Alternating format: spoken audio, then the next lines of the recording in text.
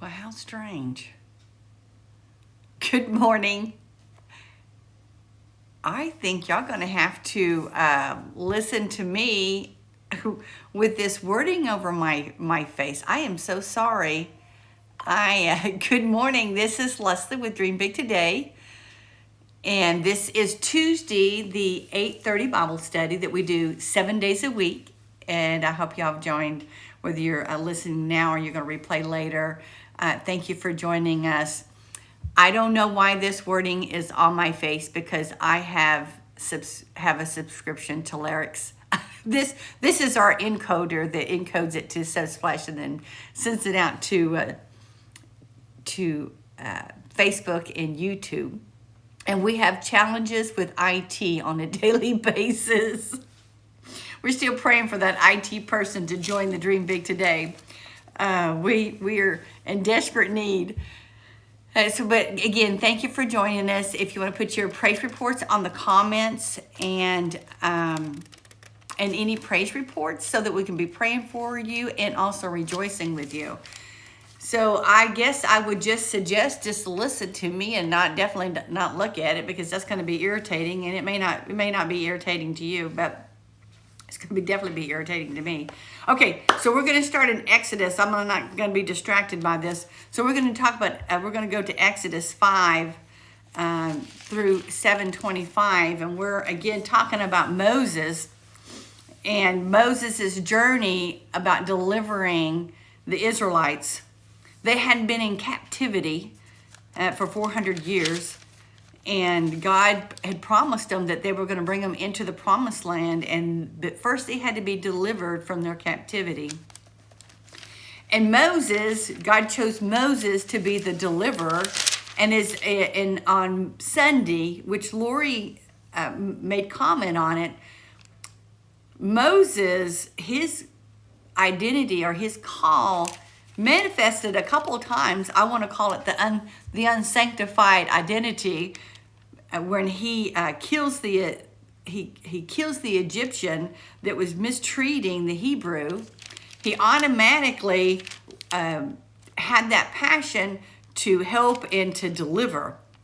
And then also when he helped the women at the well.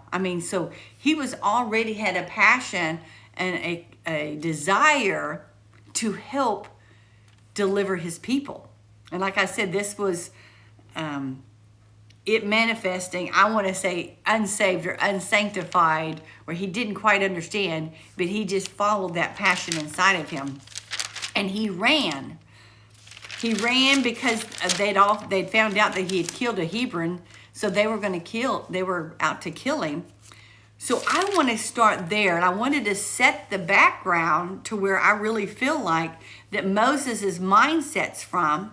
And Debbie talked about yesterday how Moses kept saying, well, I can't do this. She talked about he talked about it being his language, but it was his confidence, actually, because his confidence was not pretty hard when they began to seek after him to kill him. And I believe that hurt his, well, let's put it this way. Have you ever gone through something in life and to self-protect, because I don't want that to happen again, I begin to self-protect myself. And I believe that's what Moses did, and then he moved away because he didn't want to be killed. Now God called him back in the right timing, that everybody forgot who Moses was. So they weren't going to being out to kill him.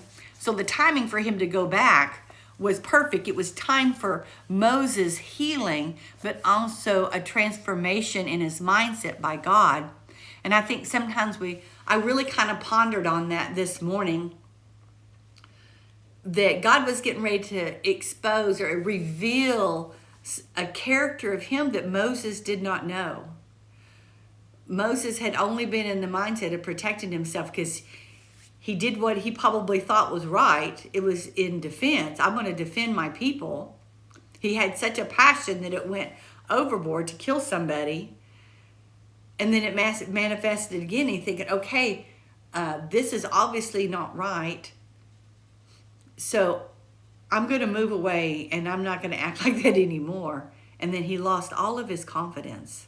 So if we ever failed in something that we really kind of felt like that it was what we were supposed to do, or maybe our passions, and it failed, and so we retreated back, and when we felt like we had another opportunity for the door to open again to move into that passion area, that area that we want to succeed in, that because of the failures in the past, I don't even think sometimes we consciously do it. I think subconsciously, because we do that self-protection, and then our body, our mind remembers, our heart remembers where we had failed.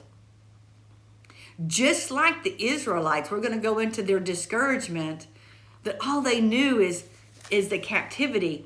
And then have you also ever thought, maybe I'm the only one, but there's been times before, not any time recently, that when you're serving God, it sometimes seems like it brings out every kind of trouble there is. And I think that's just the enemy trying to rob me of my faith. And really think about it. If we're ministering to the one, and we're doing what we feel like we're led to do, that we're delivering the kingdom, just speaking positive things to people, and we're fearful of what people are going to think. And Moses did, because when he first killed the Hebrew, he thought, well, maybe no one will find out about it. And then everybody knew about it. So the way he self-protected was to run. Well, here he wants to run. He keeps making excuses to God. And then he begins to argue with God about it, because that voice is so much louder than the voice of God. He says, why have you brought all this trouble on your own people? Now, he'd only gone to Pharaoh one time. Him and Aaron had gone one time and just said, hey, this is what we want to do. And Pharaoh basically laughed at him. Have you ever been laughed at? That, especially when you've shared some of your passions or your creative ideals, and you get kind of laughed at, like, I don't see that happening, or I don't know how you can do that. Are you sure that's God? Or are you sure about that? And that we put more weight on what people see, what people say, or what we think they're thinking, or what they think about us. So in verse 2, God begins to speak to Moses. And this is when he begins to start speaking truth. He begins to speak a new character to Moses that he's never experienced before. And God said to Moses, I am Yahweh, the Lord. I appeared to Abraham, to Isaac, and to Jacob as El Shaddai. So basically he's saying, I want to reveal to you that I'm your Lord. I'm, in that translation of Yahweh, I looked it up, it means to be.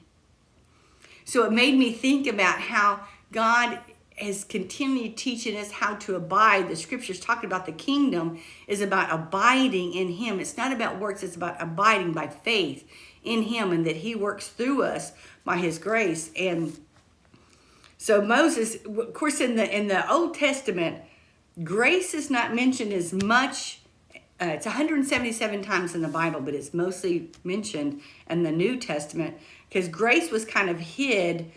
Well, our preacher did a fantastic sermon on grace Sunday morning. If you get our newsletter, so our February newsletter is going to be on grace, and it's going to be it's a powerful teaching. So I encourage y'all, if y'all get our newsletter. If you don't get our newsletter, just make a comment in the comments, and we'll try to put your email in there. Or you can message us with your email about grace. But grace was revealed in the New Testament. It's kind of hid in the Old Testament. But I believe that grace is being exposed to Moses here. It says, I am Yahweh the Lord. And that means to be Lord, to be I am. Who? I am. But he's saying, the character that he showed to Jacob and Abraham and Isaac was his mighty power, all sufficient, that he was sufficient. He was enough. Just like when Abraham was getting ready to sacrifice Isaac, he says, no, I'm sufficient. I'll provide that sacrifice. But here, Moses would say, no, I'm going to show you how just to abide, and I'm going to do it through you. So it made me think about grace and the message that was spoke to us on Sunday morning, and it resonated. It has stuck with me. Grace is the power to function in something that you are not qualified for or you don't deserve. Moses didn't qualify for this. He really probably didn't actually even deserve it. But God's saying, you know what? Through me, if you'll just abide in me, I'm going to do this through you. So he reads and so he begins to speak in verse 6. No, 5. You can be sure that I've heard the groans of the people of Israel. You can be assured I've heard your prayers. I am well aware of my covenant with them. I'm very, very well aware of my promises. Therefore, say to the people of Israel, I am the Lord. I will free you from your oppression and will rescue you from your slavery in Egypt. I will redeem you with a powerful arm and great acts of judgment. I will claim you as my own people, and I will be your God. Then you will know I'm the Lord your God then you will know that it's me. Moses, it's not you. It's not you going over there and attacking the Egyptian to protect the Hebrew, or it's not you that's going to have to defend the women. It's going to be me. You're not going to get any credit for it because they're going to know that they've been visited by God, not visited by Moses. And that's the whole key. When we know that we are the hands and the feet and the voice of God, we want people to know they've been touched by him, not by us. We don't want the credit for it. We want God to get the credit. And he says, I will be your God. Then you will know that I'm the Lord your God who has freed you from your oppression in Egypt. See, that it's you that has freed me. I will bring you into the land I swore to give to Abraham, Isaac, and Jacob. I will give it to you as your own possession. Very own possession. I am the Lord. He says, I am. I am the one that's going to be doing it. So Moses went and spoke this to the Israelites, the Hebrews, and they were so discouraged they couldn't even hear. They couldn't hear what Moses was saying. That word was spoke to Moses. So when Moses spoke that word to them, and sometimes that's what happens when, let's say that we have a word or a word of encouragement for someone. They can be in such a place of hopelessness and so much in discouragement that they can't hear you. Discouragement and disappointment becomes a stronghold in our mind because we think nothing's ever going to change. In fact, every time I pray, it gets a little bit worse. Or every time I try, it gets a little bit worse. And that's where we get into that place of trying and not trusting. He never told us to try. He told us to trust. He never told us to work for it. He says, by my mercy, you're qualified for that grace so that I can do it through you. Then the Lord said to Moses, go back to Pharaoh. Just go back again. And let the people, and he says, you need to tell him that he needs to let the Israels leave this country. But the Lord, Moses objected. My own people won't listen to me anymore. So he's listening to what people are saying. He's judging on how they responded to him. Have you ever gave a word of encouragement and you get a response that just kind of knocks you back and think, well, I'm never going to do that again? So Moses gives him a reason again. How can I expect Pharaoh to listen? I'm such a clumsy speaker. He comes back again and begins to talk about an area that he's not confident in because he's been knocked down. So I'm going to share something that God is really going to be vulnerable here, that God has healed me and set me free from.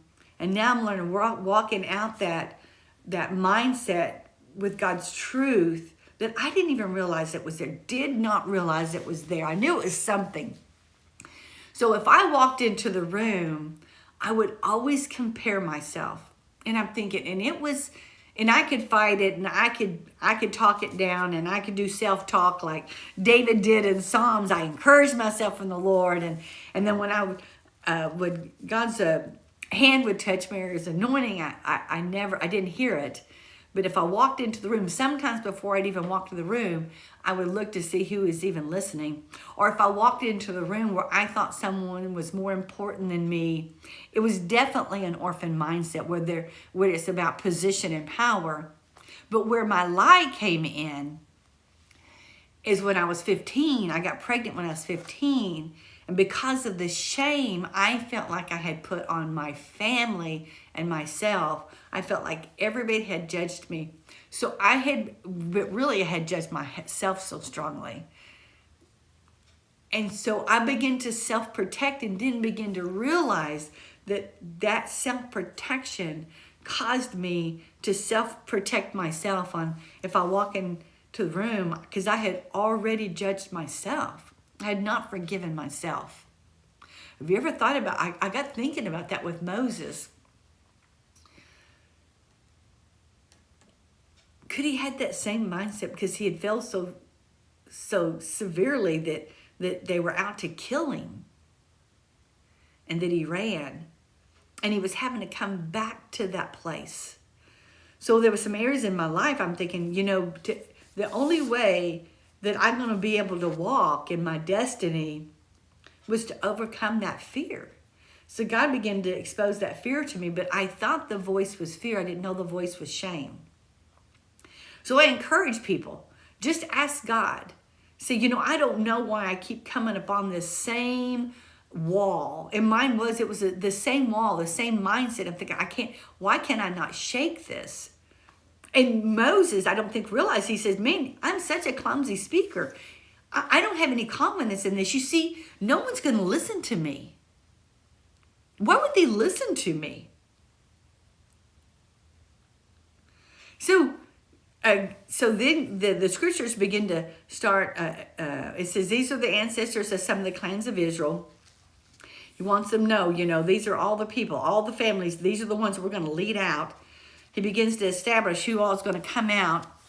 And then 26, then Aaron and Moses named in this list are the same ones to whom the Lord said, lead the people of Israel out, the land of Egypt, like an army. Like an army. Like an army. We're talking about a wounded people. And this is why I'm talking about God's grace, which is his power to function in an area that we're not qualified to do. They didn't feel like an army. They'd been beat down. They were discouraged. They were being brutally treated. Have you ever felt like you've been treated unfairly? You say, man, I need rescue from this. I always felt like I need rescued from myself. And God's doing that. He's allowed me to be. And that's the reason why I love that word that I am Yahweh.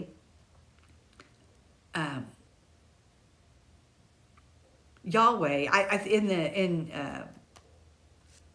the King James, it doesn't say Yahweh. I forget the name, but basically still that I am, and that to be, just to be. And that's God calls us in the New Testament is to be, to abide in him.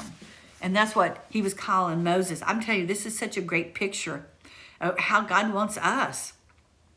Then the Lord said to Moses, this is in chapter 7, verse 1, pay close attention to this. He's bringing it back again to what he said in chapter 6.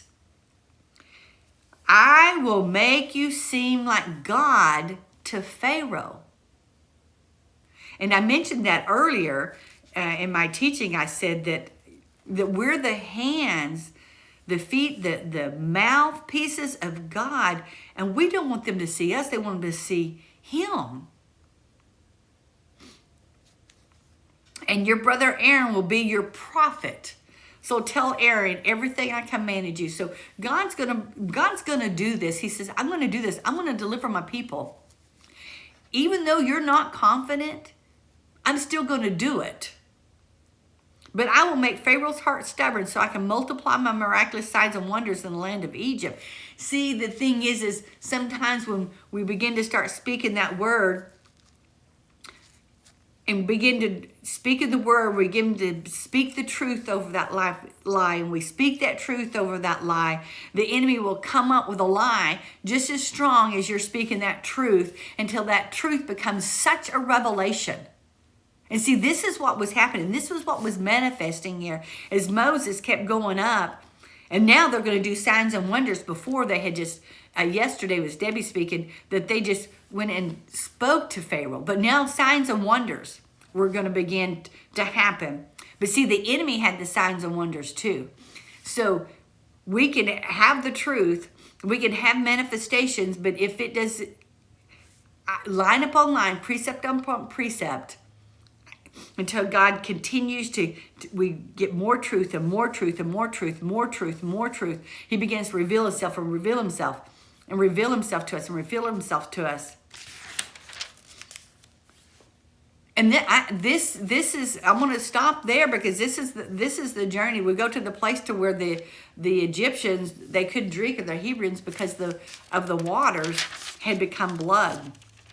I'm telling you, it's a powerful story. And as I think about it, how God delivered them, He's delivered us through Jesus. Oh man, it's so good. So I'm going to go to Matthew. I'm running out of time. So Matthew 18, and we have been speaking about forgiveness, I think, for well over a week. Forgiveness. And I mentioned last week that forgiveness should be the oxygen of a believer. That we should be continually forgiving. And the story that I was talking about with me being healed and set free, it was about forgiving me. But here, Jesus begins to talk about the consequences of us not forgiving. And it's almost like God shows us mercy and grace, but we don't show it to others. And so Peter comes up to Jesus and said, how many times do I have to forgive? How many times do I have to forgive this jerk that I work with? How many times do I have to forgive my relative that continuously to do me wrong?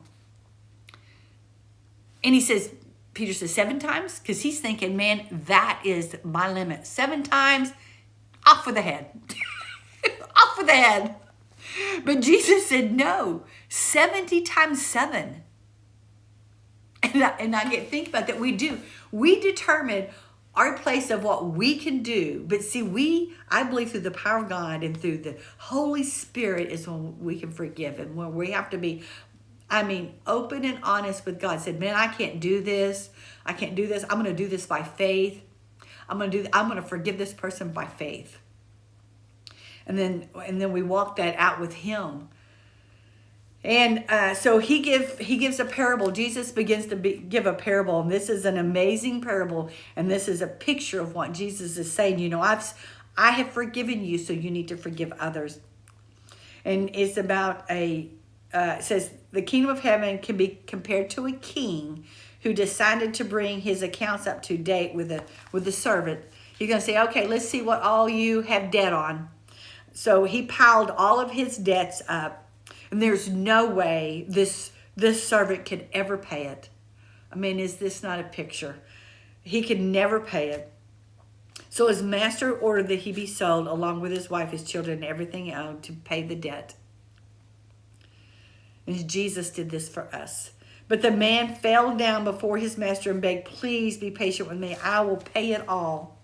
Then his master was filled with pity, compassion for him, and he released him and forgave him of his debt. This is a picture of Jesus and what he did for us because we didn't deserve it. This guy didn't deserve it.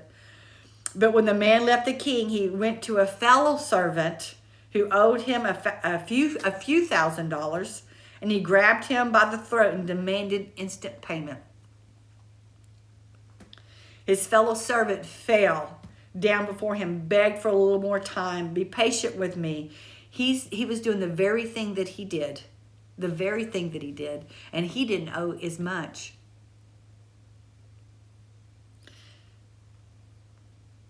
Those with great sin has great forgiveness.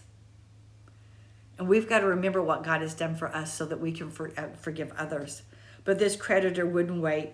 He was a man arrested and put in prison until the debt could be paid in full. So he put him in bondage through his unforgiveness. And that's what we do. Number one, we put ourselves in prison. When some of the other, because this is exactly what happened, because he threw that other person in jail because of his unforgiveness. Listen to what happened to the one that wouldn't forgive. They went to the king and told him everything that happened. Then the king called the man he had forgiven and said, "You evil servant, I forgave you that tremendous debt because you pleaded with me. Shouldn't you have mercy on your fellow servant just as I had mercy on you?" He said, "Man, I gave you mercy and you didn't give mercy to them." Think about that. Man, that's what we do. That's what we do. That's what I do. That's what we do, is that, God has so forgiven me. But when we see someone else in bondage of sin and in debt because of that sin, we don't have mercy over them. All we can do is point out their debt. All we can do is point out their sin. It says, then the angry king sent the man to prison to be tortured. See, this is what unforgiveness does. It puts you in prison of torture. And it says, that's what my heavenly Father will do to you if you refuse to forgive your brothers and sisters from your heart.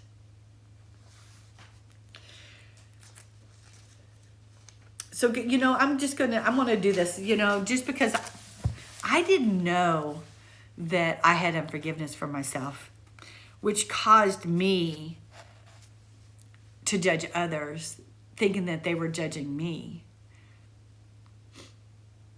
And maybe you're struggling in an area that you continually fail in,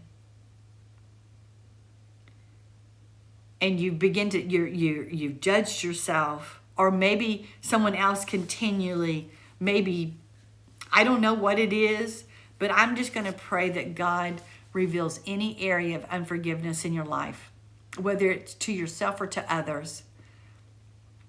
Any area of torment.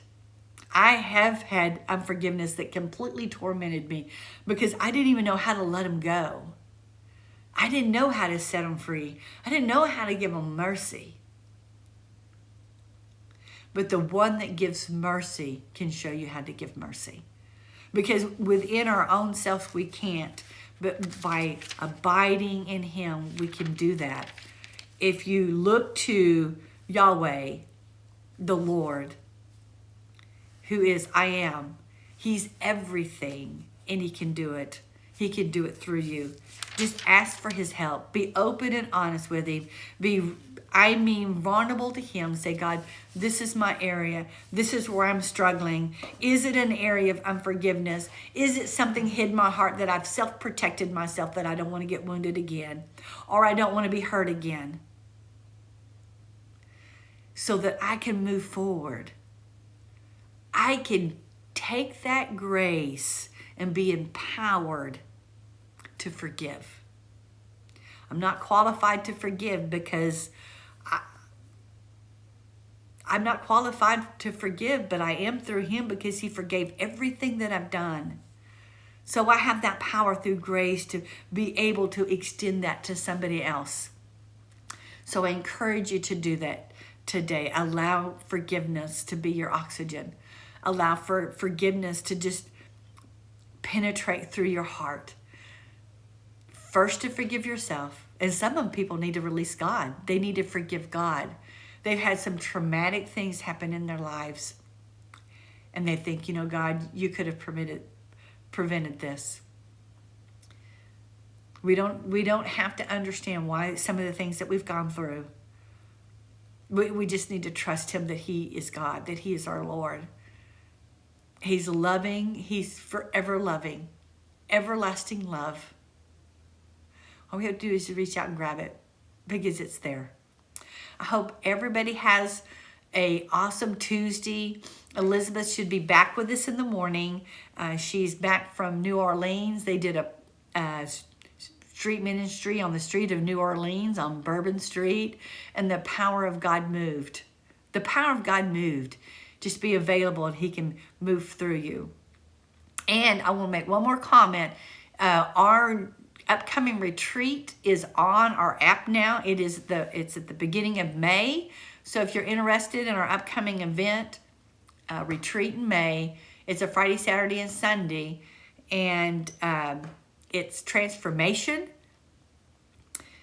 through your identity in him. So everybody have an